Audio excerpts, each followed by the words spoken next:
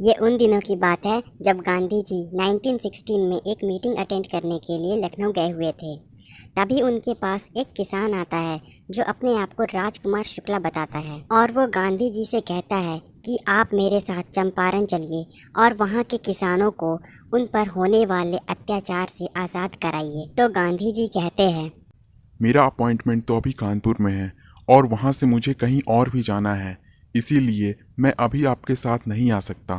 और फिर गांधी जी जहाँ जहाँ जाते हैं राजकुमार शुक्ला भी उनके पीछे पीछे वहीं जाता है। और जब गांधी जी अपना काम खत्म करके अपने आश्रम में जाते हैं तो राजकुमार शुक्ला वहाँ भी पहुँच जाता है और आश्रम में गांधी जी से मिलकर वो कहता है, आप एक डेट फिक्स कर दीजिए जब आप मेरे साथ चंपारण चलेंगे।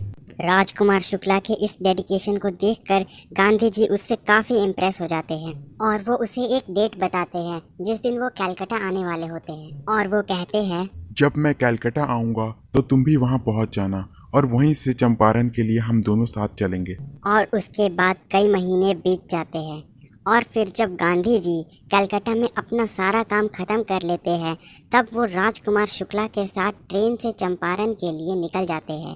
चंपारण से पहले गांधी जी और राजकुमार शुक्ला पटना जाते हैं जहाँ पर वो राजेंद्र प्रसाद के घर जाते हैं जो कि एक लॉयर है। वहाँ पहुँचकर उन्हें पता चलता है कि राजेंद्र प्रसाद अभी घर पर नहीं है। उनके नौकर उन्हें ज़मीन पर बैठने को कहते हैं।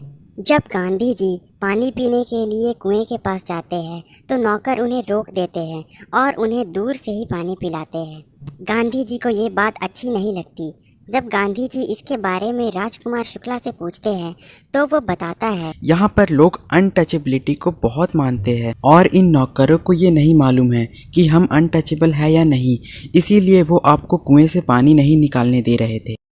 इसके बाद गांधी जी मुजफ्फरपुर में प्रोफेसर जेबी कृपलानी के घर जाते हैं ताकि वो वहाँ चंपारण के किसानों के बारे में जानकारी इकट्ठा कर सके। जब गांधी जी मुजफ्फरपुर पहुँचते हैं तब जेबी कृपलानी अपने काफ़ी सारे स्टूडेंट के साथ उनका वेट रेलवे स्टेशन पर कर रहे थे।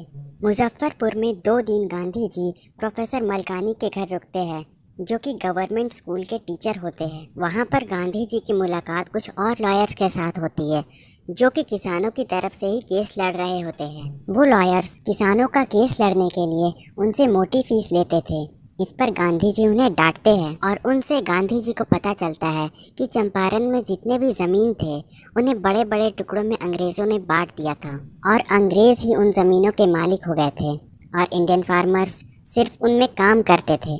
और वहाँ का जो मेन कमर्शियल क्रॉप था वो इंडिगो यानी कि नील था और वहाँ के फार्मर्स को अपने लैंड के 15% एरिया पर सिर्फ इंडिगो ही उगाना पड़ता था और उन्हें वो इंडिगो ब्रिटिशर्स को एज अ रेंट देना पड़ता था उस ज़मीन पर खेती करने के लिए, क्योंकि वो किसान अंग्रेज़ों की ज़मीन पर एज अ टेनेंट काम करते थे। और अब जब अंग्रेज़ों को पता चलता है कि जर्मनी ने सिंथेटिक इंडिगो यानी कि नील की खोज कर ली है और उनकी उगाई हुई इंडिगो की डिमांड अब घटने वाली है, तब अंग्रेज़ किसानों से एक एग्रीमेंट करते हैं जिसमें अब किसानों को अपने 15% लैंड पर भी इंडिगो कल्टीवेट करने की कोई ज़रूरत नहीं होगी, लेकिन उसके बदले वो अंग्रेज़ उनसे कंपनसेशन चार्ज करते हैं। और क्योंकि इंडिगो उगाने में फार्मर्स को बहुत परेशानी होती थी और उससे सॉइल की फर्टिलिटी भी कम होती थी और इसीलिए बहुत सारे किसानों ने अंग्रेज़ों के साथ ये एग्रीमेंट कर लिया और उन्हें कंपनसेशन के पैसे दे दिए। और जो किसान ये एग्रीमेंट नहीं करना चाहते थे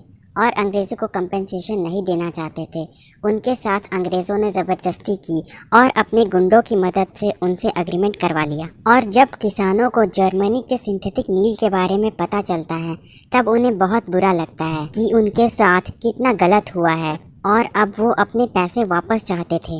ये सब जानने के बाद और जानकारी लेने के लिए Gandhi ji British landlords association के सेक्रेटरी के पास जाते हैं। वो सेक्रेटरी गांधी जी से कहता है, तुम एक आउटसाइडर हो और मैं तुम्हें कोई इन्फॉर्मेशन नहीं दे सकता। तो गांधी जी उससे कहते हैं, मैं आउटसाइडर नहीं हूँ।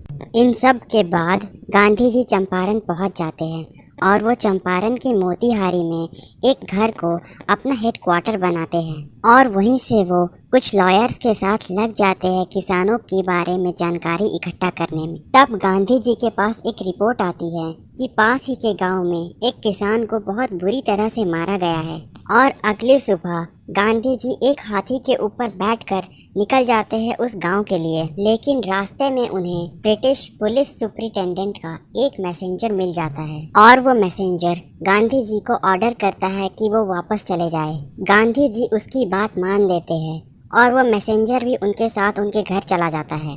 घर जाकर वो गांधी जी को एक ऑफिशियल नोटिस देता है जिसमें लिखा था कि गांधी जी को अभी चंपारण छोड़कर जाना होगा। गांधी जी उस नोटिस पर अपना साइन कर देते हैं और साथ में लिख देते हैं कि मैं इस ऑर्डर को नहीं मानता। अब क्योंकि गांधी जी ने लीगल नोटिस को डिसओबे किया होता है, इसीलिए उन्हें कोर्ट में बुलाया जाता है। और अगली सुबह जब गांधी जी कोर्ट पहुंचते हैं तो वहां पर पहले से ही किसानों की भीड़ लगी हुई थी, जिससे ब्रिटिश ऑफिशियल्स भी काफ़ी डर गए थे और वो इस भीड़ को भी संभाल नहीं पा रहे थे। और ऐसा पहली बार होता है कि इंडियंस यूनाइट होकर ब्रिटिश के खिलाफ खुलकर प्रोटेस्ट करते हैं। वहाँ पर बहुत सारे किसान प्रोटेस्ट करते हैं, जिससे ब्रिटिश ऑफिशियल्स डर जाते हैं और उन्हें गांधी जी की मदद लेनी पड़ती है उस प्रोटेस्ट को शांत करने के लिए। और वो गांधी जी से कहते हैं, आप इस प्रोटेस्ट को रोक दीजिए प्लीज।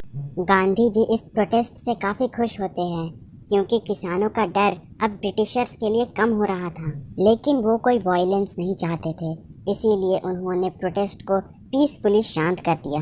और फिर जब कोर्ट में गांधी जी से पूछा जाता है कि उन्होंने ऑफिशियल नोटिस को क्यों नहीं माना, तो इस पर गांधी जी कहते हैं, मैं उस समय कॉन्फ्लिक्ट ऑफ ड्यूटीज में था।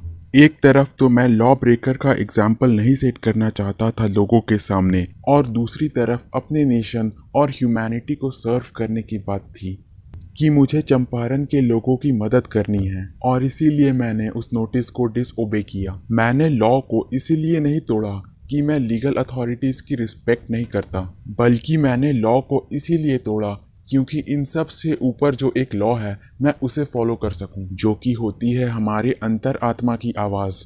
और फिर गांधी जी कहते हैं, कानून तोड़ने के लिए आप मुझे जो भी सज़ा देंगे मैं वो स्वीकार करता हूँ। ये सब सुनने के बाद जज कहता है, मैं फैसला 2 घंटे बाद सुनाऊंगा और इन 2 घंटों के लिए गांधी को जमानत पर रिहा कर दिया जाए। लेकिन गांधी जी ने जमानत देने से मना कर दिया। तब फिर कोर्ट ने उन्हें बिना जमानत के ही रिहा कर दिया।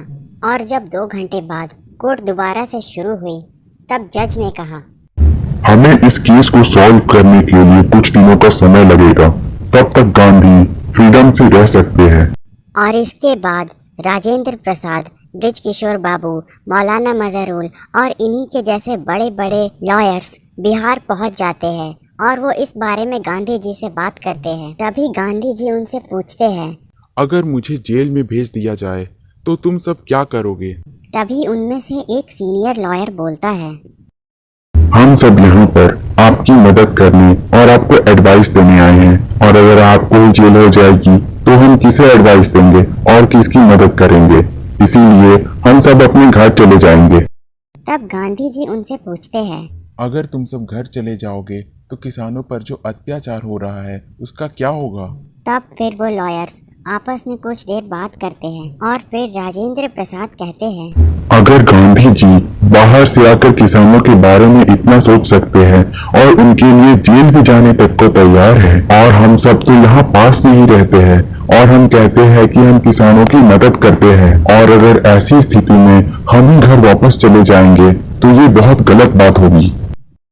और फिर वो सभी लॉयर गांधी जी के पास जाते हैं और उनसे कहते हैं, अगर आपको जेल होगी तो हम भी आपके पीछे पीछे जेल जाने को तैयार हैं। तब गांधी जी तुरंत कहते हैं, the battle of Champaran is one. और कुछ दिनों बाद गांधी जी के पास एक लेटर आता है जिसे कि मैजिस्ट्रेट ने भेजा होता है। उसमें लिखा था कि गांधी जी पर जो केस चल रहा था उसे बंद कर दिया गया है। इसके बाद गांधी जी कहते हैं, पहली बार इंडिया में सिविल डिसओबीडिएंट मूवमेंट सक्सेसफुल रहा। और इसके बाद गांधी जी सबूत इकट्ठा करते हैं अंग्रेज लैंडलॉर्ड्स के खिलाफ। Lieutenant governor sir Edward Gait ने गांधी जी को जून में मिलने के लिए बुलाया था। गांधी जी उनसे इस केस पर बात करते हैं और उसके बाद एक ऑफिशियल कमीशन ऑफ इंक्वायरी बनाई जाती है जिसमें जमींदार यानी कि लैंडलॉर्ड्स और गवर्नमेंट ऑफिशियल्स होते हैं, और इस कमीशन में गांधी जी भी होते हैं।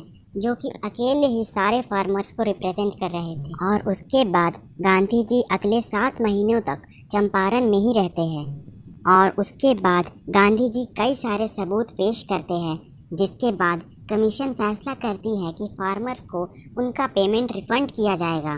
तब जमींदार गांधी जी से पूछते हैं, हमें आपको कितना रिफंड देना होगा? जमींदारों को लगता है कि गांधी जी 100% रिफंड मांगेंगे, लेकिन गांधी जी सिर्फ 50% ही रिफंड मांगते हैं। इस पर जमींदार के रिप्रेजेंटेटिव कहते हैं, हम सिर्फ 25% ही रीपेमेंट करेंगे। और फिर गांधी जी उनकी ये बात एक्सेप्ट कर लेते हैं। बाद में गांधी जी ये बताते हैं कि वो 25% पर ही क्यों मान गए। गांधी जी कहते हैं, इम्पॉर्टेंट ये नहीं है कि ब्रिटिशर्स ने कितना पैसा दिया, बल्कि इम्पॉर्टेंट ये है कि ब्रिटिशर्स ने इतने सालों से जो अपना प्रेस्टीज और टेरर बना कर रखा था कि वो लोग कुछ भी करेंगे और उनके खिलाफ कोई भी आवाज़ नहीं उठाएगा, वो प्रेस्टीज अब कम होता हुआ दिख रहा है। और ये पहली बार है कि कम से कम ब्रिटिशर्स ने अपनी गलती मानकर सरेंडर तो किया। और इसके कुछ सालों बाद वो ब्रिटिश लैंडलॉर्ड्स किसानों को उनकी ज़मीन पूरी तरह से वापस करके चले जाते हैं, जिसके बाद वो सारी ज़मीन वापस से किसानों की हो जाती है। और इस तरह से गांधी जी ने चंपारण के किसानों को ब्रिटिशर्स से आज़ादी दिलाई।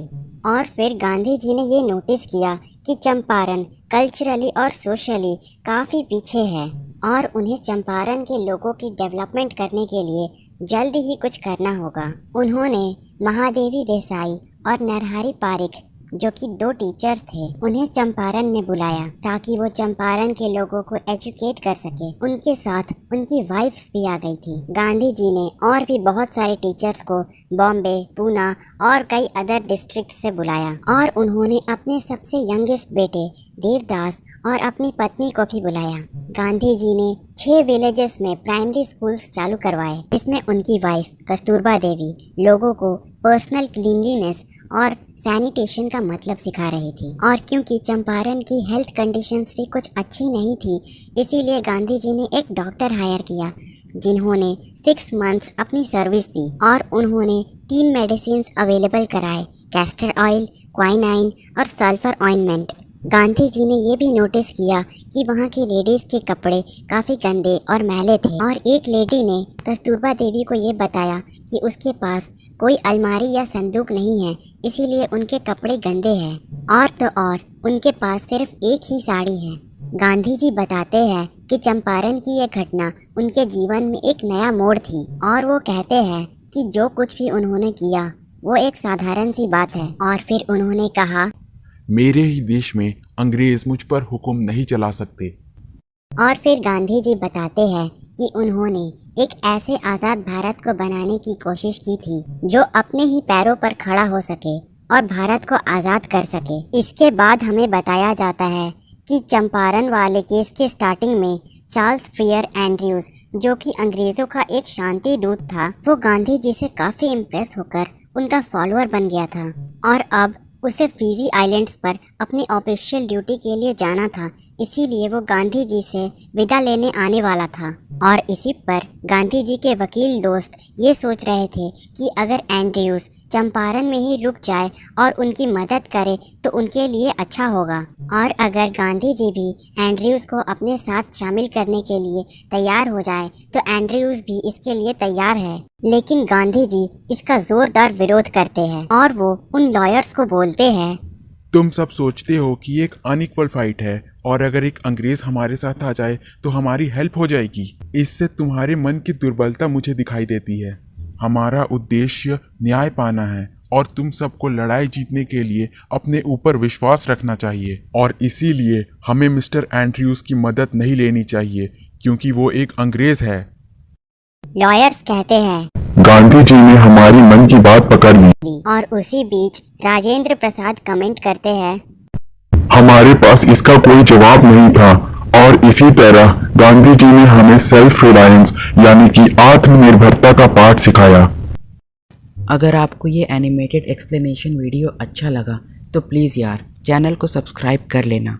हम आपके लिए ऐसे वीडियोस लाते रहेंगे। So thanks for watching.